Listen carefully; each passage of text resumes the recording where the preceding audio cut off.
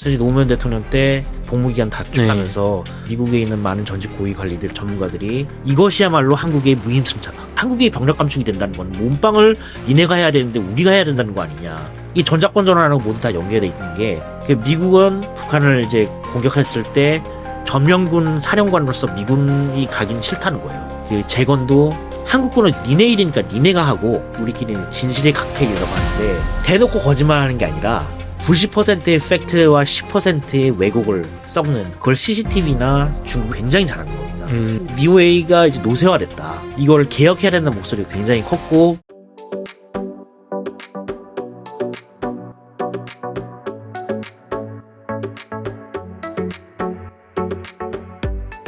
최근에 미국에서 철밥통으로 불리는 공무원들, 공공기관들 강력하게 해고 있다고 하고, 최근에 특히 잠깐 계셨던 보이스 오브 아메리카라는 미국의 소리라는 방송까지 폐쇄되면서 논란이 되고 있는데요. 이게 그냥 뭐 즉흥적으로 하는 게 아니라 아까 말씀하셨던 시간이 없다고 좀 연결이 된다면서요? 맞습니다. 특히나 뭐 이런 우스갯소리가 있습니다. 그러니까 VOA나 RFA나 이게 있던 미국의 소위 말해서 국영방송, 공영방송을 이제 총괄하는 USAGM이라는 별도의 정보기관이 있어요. 한때 VOA도 국무부 산하 기관이었는데, 그건 이제 80년대, 70년대 분리돼가지고 지금은 별도의 이제 미국 정부기관이, 산하에 있고요. 근데 전에 있던 이 전직 USAGM 사람이 이제 최근에 이제 VOA 폐쇄한 거 가지고 이제 비판 내용, 성명을 냈는데, 사실은 이 VOA나 이 RFA나 이렇게 미국의 국영방송들, 공영방송들에 한해 쓰는 예산이 F-35 두 대 값도 안 돼요. 그러니까 예산 순위에서 사실 VOA라는 조직은 미국의 많은 방대한 그 정부기관 중에 우선순위가 굉장히 떨어지는 기관이에요. 근데 그럼에도 불구하고 그 사실이 그렇기 때문에 이게 VOA만 이렇게 하는 건 아니고, 그러니까 결국은 뭐냐면은 미국 정부가 굉장히 예산이 방대하잖아요. 그러니까 쓰잘데없는 이제 예산을 줄이고, 그리고 특히나 아까 그 얘기를 했지만 트럼프는 현실주의 정치를 지향한다고 했잖아요. 그러면서 봤을 때 VOA라는 기관은 어떻게 보면 그들이 생각하는 구상과 좀 안 맞는 부분도 있는 것이고, 왜냐하면은 VOA가 간략하게 이제 VOA 역사를 얘기하자면은 VOA는 미국 국영방송이고 2차 세계대전 때 이제 나치 선정기관에 대응하기 위해서, 그리고 일본의 그 태평양 전쟁 때 그 선정기관 대항하기 위해서 만든 기관이에요. 근데 이게 루즈벨트 대통령이 이걸 만들 때 자기도 이제 화롯과의 대화, 라디오 대화하면서 그 국민들한테 연설을 굉장히 잘하는 사람으로 되게 자신감이 있었던 사람이란 말이에요. 그래서 자기가 이제 나치 히틀러와의 선전선동과에 대해서 라이벌의식을 느꼈었어요. 그러면 미국으로서의 그 프로파간다, 전쟁했을 때 프로파간다에서 저런 게 독재국가 같은 프로파간다, 거짓말하는 왜곡하는 프로파간다가 아니고 우리가 미국식만의 프로파간다를 만들려면 어떻게 할 것인가. 그것은 진실을 얘기하는 것이다 라고 얘기를 해요. 근데 이게 이렇게 보면 막 도덕주의 국가 나라 같은 얘기인데 이거 굉장히 프랙티컬한 그 계산이 있어요. 미국은 이미 2차 세계대전 벌어지기 전부터 세계 최대의 공업 생산 국가였고, 농업 생산도 세계 1위였어요. 왜냐면 유럽이 1차 세계대전을 하면서 완전 망했거든요. 그러니까 세계 최고의 부자였고, 공업력도 최고였고, 그래서 진짜 그 배를 몇천 톤을 찍어놓을 수 있는 국가였기 때문에, 결국은 그런 자신감이 있었던 거예요. 그러니까 전쟁을 하더라도 우리는 독일과 일본 동시에 전쟁을 해도 시간이 지나면 우리가 결국 이긴다. 그렇다면은 어차피 이길 전쟁, 그럼 프로파간다를 어떻게 하냐면은, 우리 당장 이런 그 전투에서 졌어. 그리고 막 그 롬멜이 엄청나게 전략을 잘 써가지고 막 우리가 완전 학살당했어. 그거를 그냥 그대로 진실을 얘기하는 겁니다. 그러니까 이게 그러면 이제 그런 이제 독일 국민들이나 일본 국민들은 들을 거 아니에요. 들으면서 얘네는 왜 자기네들한테 불리한 내용을 이렇게 얘기하지? 근데 그게 이게 쌓이는 거예요. 그래서 쌓이면서 근데 얘네는 진짜 진실을 얘기하는 것보다 이렇게 자기한테 불리한 얘기를 한다고? 이거를 뭐냐면은 이제 크레딧 쌓는 베이스로 하는 거예요.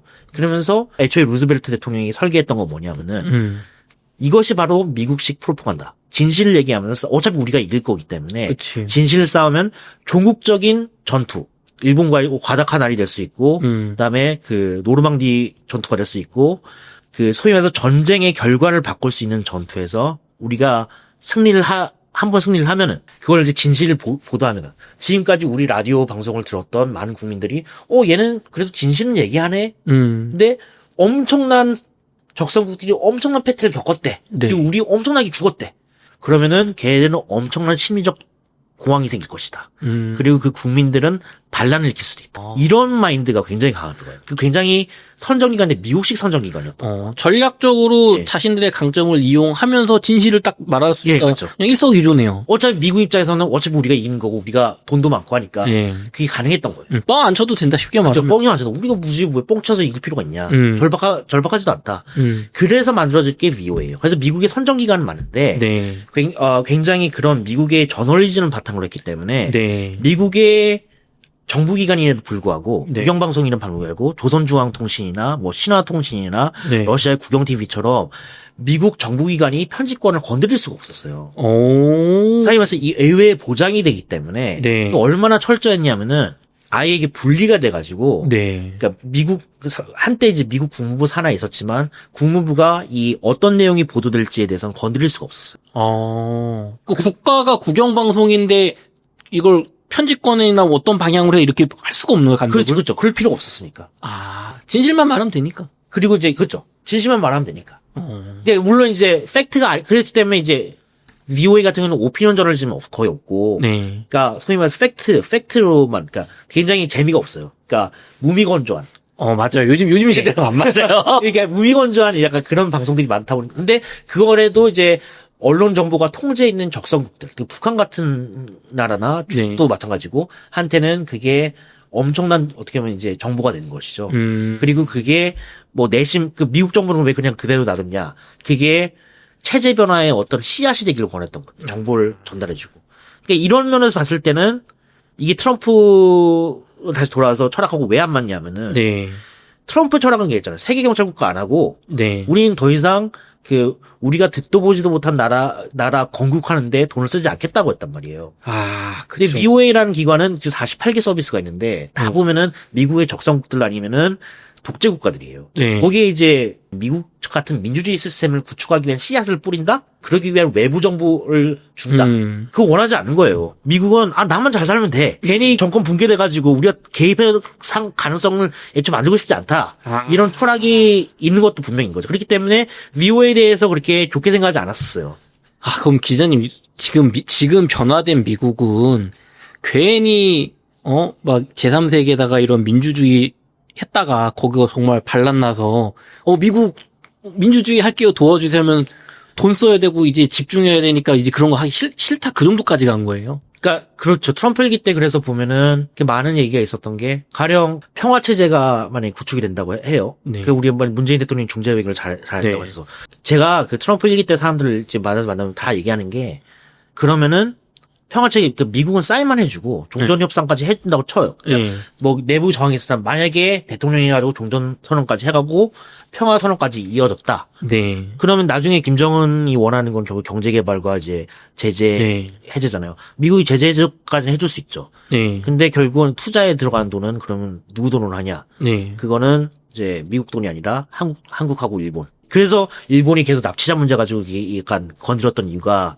어떻게 보면 좀 깎아보려고. 그러니까 이렇게 우리가 생각하면 우리가 위안부 합의금 가지고 맨날 이렇게 하잖아요. 그거 똑같은 논리 이제 일본이 과거사 가지고 매국민 납치는 거. 니네도 솔직히 우리한테 우리 국민을 납치했지 않냐 해서 디스카운트 하려는 약간 그런 전략도 좀 있는 것이거든요. 그게 우리 개개인 그 위안부 할머니나 이렇게 납치되신 일본 분들한테 굉장히 마음이 아프고 슬픈 역사지만 국가의 입장에서는 어떻게 보면 거래의 도구일 수도 있고. 거래의 도구로서 일본도 똑같이 활용하는 것이죠. 왜냐하면 이게 우리는 일본과 해가지고 이제 배상 청구권이 끝났지만 북한은 아직 그게 남아있거든요. 그러니까 북한은 결국은 이제 경제개발에서 돈이 굉장히 많이 들어갈 텐데 결국은 이제 미국은 그렇게 돈을 투자할 생각이 별로 없어요. 그러니까 그거는 일본하고 한국이 이제 내야 된다. 약간 이런 마인드가 굉장히 강했던 거고, 일본 입장에서는 그러면은 우리는 이 매국미 문제나 납치 문제 해결하자면 우리는 돈 못 내. 그래서 뻗쳤던 거, 약간 그런 이면들이 좀 있었던 겁니다.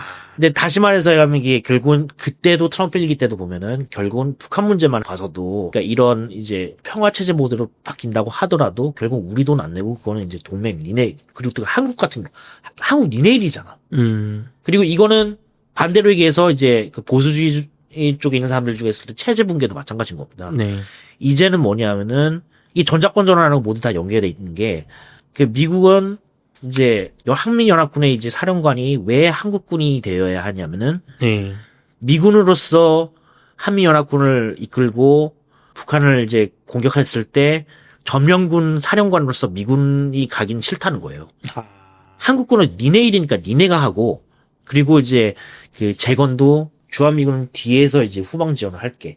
점령군으로서 한국이 더 많이 기여를 해야 돼. 그렇기 때문에 많은 사실 노무현 대통령 때 복무기간 단축하면서 사실은 미국에 있는 많은 전직 고위 관리들하고 어떻게 보면 전문가들이 이것이야말로 한국의 무임승차다.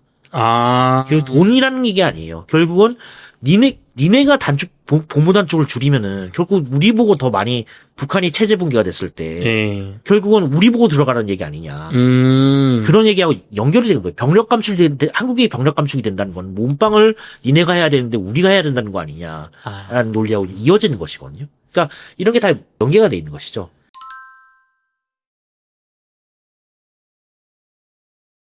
그 정도로 지금 미국이 전 세계 다른 나라 심지어 동맹국의 일에도 관여하지 않으려고 하는데 VA 방송 같은 거야 뭐 그냥 치워버리는 거 일도 아니다. 그렇죠. 그리고 두 번째는 어떻게 보면 뭐 유튜브 영상을 하고 하시면 알겠지만 네. 사실은 요즘 유튜브들 때문에 한국에 있는 지상파나 종편들이 시청률이 많이 깎이고 있는 거 아시잖아요. 네. 그래서 근데 보면은 가장 곤혹스러워하는 게 덩치가 마모스 같이 큰 KBS나 MBC 같은 조직이거든요. 적자도 많이 나고 그런 이유가 뭐냐면은 사실 편해서 그래요. 거대 조직이다 보니까 빨리빨리 사안에 대응을 못 하는데 유튜브 같은 경우는 바로바로 이게 대응이 가능하잖아요. 네. 몸집이 작기 때문에 이런 건데 근데 VOA가 갖고 있는 이제 또 한 가지 문제점은 이제 너무 냉전 때는 효과적이었으나 네. 이게 미국 공무원들은 우리처럼 이제 행정고시나 이런 개념이 없어요. 그러니까 민간 경력을 하다가 들어갈 수 있기 때문에 결국은 이제 근속 연수가 40살부터 시작하면 또 다른 겁니다. 그러니까 연금을 받으려면 20년 정도 근무를 해야 되거든요. 그러니까 만약에 내가 40살부터 시작하면은 남들보다 더 오래 있어야 되고 정년이라는 게 그래서 미국 공무원들은 실무직까지는 없어요. 그래서 내가 만약에 그 대통령 임명하는 그 특별직 빼고 실무직에서는 솔직히 맘만 먹으면 90살까지도 할 수 있거든요. 와. 다만 시작하는 부분이 다르기 때문에. 근데 왜 그럼에도 다들 그만두냐면은 결국은 그러니까 공무원 연금 받는 게 그냥 일하는 것보다 훨씬 나으니까. 그렇긴 하는데 어쨌든 이론적으로는 안 잘립니다. 그래서 완전 철밥통인데. 그러다 보니까 이제 문제는 아까 얘기했던 대로 소위 말해서 VOA라는 조직도 공무원 조직이다 보니까 물갈이가 안 되는 겁니다. 철밥통이 많다 보니까 아직도 옛날식의 냉전식 방식으로 이제 쓰고 이제 소위 말해서 옛날에는 효과적인 방식일 수 있으나 이제는 덜 효과적이라는 것이죠. 그래서 특히나 이제 이거는 그 정권을 떠나서 항상 VOA 내부에서 이제 의회에서나 문제가 제기가 됐던 것이 VOA 효율성이 너무 떨어지고 또 그 부패돼 있다라는 지적 굉장히 많이 감사 지적도 많이 들고 안 잘리니까. 그쵸. 그러니까 그런 상황에서 중국이나 특히 러시아 같은 경우는 예전에 선전 방송 보면 진짜 누가 봐도 이쯤 되게 촌스럽다 이렇게 했는데 요즘 중국하고 러시아의 프로파간다가 굉장히 뛰어나거든요. 그래서 우리끼리 진실의 칵테일이라고 하는데 소위 말해서 대놓고 거짓말하는 게 아니라 90%의 팩트와 10%의 왜곡을 섞는 그 진실의 칵테일이라고 해요. 그래서 그걸 CCTV나 중국의 RTV를 굉장히 잘하는 겁니다. 그래서 어떻게 보면은 딱 봤을 때, 뉴스가 재밌어, 일단. 그리고 VOA는 아직도 라디오 기반인데 쟤네는 유튜브 기반으로 하고 이런 식으로 하기 때문에 이 부분에 있어서 VOA가 이제 노쇠화됐다. 그렇기 때문에, 이걸 개혁해야 된다는 목소리가 굉장히 컸고, 트럼프 일기 때도 이걸 바꾸려고 노력을 했었던 부분이 분명히 있었고요. 그리고 이거는 이제 정권을 떠나서 오바마 때 이제 타임스 잡지 편집국장을 했던 이 국무부 외교 담당 차관이었던 사람, 리처드 스탠겔이라는 사람이 있는데 그 사람도 VOA 개혁해야 된다는 얘기를 했었습니다. 그런 부분에서도 이게 VOA 내부에 이게 문제가 많았지만 근데 이제 왜 이제 VOA를 이제 폐쇄하게 됐냐면 이런 공무원 조직들이 이렇게 물갈이가 안 되는 상황에서 어떻게 보면 이제 최근에 원래는 그냥 어떻게 보면 그냥 개혁까지만 하려고 했었는데 최근에 트럼프 이제 기자회견 때 누구라고 옛 동료라서 얘기를 할 수는 없지만 이게 약간 되게 대통령에 대해서 공격적인 발언을 한 거예요. 그다음에 찍혔어요. 찍히는 바람에 이럴 거면은 그냥 아예 없애버려. 방향이 완전히 더 극단적으로 된 것이거든요. 그래서 뭐 어떻게 보면 여러 가지 이게 복합적인 면이 있는데 요지는 뭐냐면은 결국은 VOA 같은 경우도 어쨌든 이제 결국은 예산은 한정돼 있고 근데 그렇다고 해갖고 효과는 나오지 않기 때문에 효율성 측면에서 봤을 때는 트럼프 정부는 더 이상 구제가 불가능하다. 그리고 아예 대놓고 얘기를 하고 있죠. 그래서 폐쇄했던 얘기했습니다. 저는 개인적으로 동의하진 않지만. 그럼 트럼프 정부는 그게 기자님은 동의하시지 않지만 어쨌든 대외적으로는 이런 예산이라도 긁어 모아서 지금 미중 패권 중국 주저앉히게 써야 된다. 그게 군사력이 됐든 경제 공격이 됐든.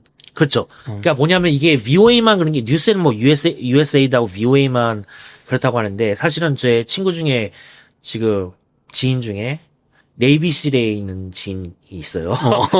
미국의 최정예 특수부 네이비실도 최근에 메일을 받았대요. 메일이 온다고 해서 그러니까 자발적으로 이제 은퇴를 하면은 대신 돈을 더 얹어갖고 실업급여 더 줄게. 명예퇴직 같은 거. 그걸 그냥 지금 전반적으로 지금 다 지금 하고 있는 겁니다. 그래서 일단은 자르고 그다음에 거기서 이제 정부 효율을 다시 시작한 거예요. 왜냐면 워낙 재정 건전성이 지금 안 좋기 때문에. 방만한 거. 그리고 사실은 어떻게 보면 미국 공무원 기간이 굉장히 느린 부분도 있고. 그러니까 트럼프 1기 때 제가 학습 효과라고 했잖아요. 뭘 하려고 하면은 굉장히 느리다는 거예요. 그러니까 트럼프 때 했던 여러 가지 일이 있는데 그 중에 하나가 뭐 핵 현대화 사업이나 그리고 지금 뭐 우리나라 조선업하고 연계해갖고 유령 함대 만든다고 해갖고 조선소도 엄청 크게 만들려고 막 굉장히 많이 했었어요. 계획은 엄청났죠. 근데 결국은 관료 조직이 저항이 굉장히 심하다 보니까 어차피 정권 바뀌면 끝났는데 뭐해서 버티는 그게 많은 겁니다. 그러니까 이걸 배웠기 때문에 그래서 왜 일론 머스크를 데려왔다고 생각합니까? 일론 머스크가 거기에 자르는 거에 일가견이 있거든요. 트위터 때부터 유명했잖아요. 그러니까 실리콘밸리에서도 자른 걸 굉장히 악명 놓은 일론 머스크를 이제 칼잡이로 데려왔고 대통령의 정책 의지에 이제 반할 수 있는 공무원 집단들을 아예 손보겠다는 걸 초장부터 하지 않으면은 나중엔 조직 저항이 커져갖고 트럼프 말기 때처럼 배신당한다. 그런 이제 학습 효과가 있었던 것이죠. 좋습니다. 이렇게 1, 2부에서 트럼프 대통령이 중국과의 패권 경쟁을 위해서 어떻게까지 이 개혁을 하고 돈을 아껴가면서 지금 재원을 마련하는 걸 들었는데요. 이어서 트럼프 대통령의 행정명령 1호가 엄청난 의미를 가지고 있는데 우리나라엔 이게 잘 알려지지 않았다고 하시는데 그 이야기 해보도록 하겠습니다.